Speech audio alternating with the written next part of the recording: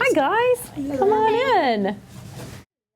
Today I'm teaching a lesson using the notice and note strategy for signposts for close reading. We are reading Charlotte's Web, not the whole book, we're just taking excerpts out because as we look at the close reading strategies, we know that close reading is not taking a whole novel and reading the whole book from cover to cover, but it's pulling out the important information that is rich and the students can get great information out of and read into it deeply. Which one do I want to make sure you include today? Words of the Wiser. Words of the Wiser. Today we're going to sit down and they are going to go back, and they flagged yesterday while they were reading it where they thought a signpost might be, but they didn't write anything down. So today they're going to go back and find those sticky notes and spend some time using a graphic organizer to record the signpost, what page they found it on, what kind of signpost it is,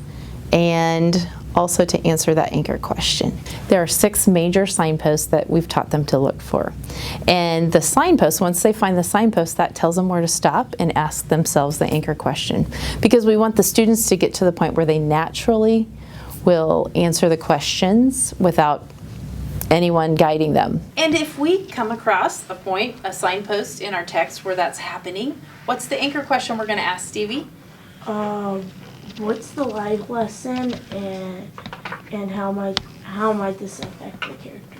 It's always been a struggle with how do you get the kids to find where to stop?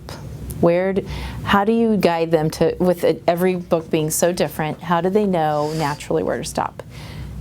And this actually gives them a place to stop. It helps them find the signpost. So when they can find those 6 different characteristics that they see in the text, they stop and ask themselves the anchor question, and that will lead them to the literary elements that we are trying to teach them. Who wants to be the brave soul to go first? Go for it, Stevie. Okay.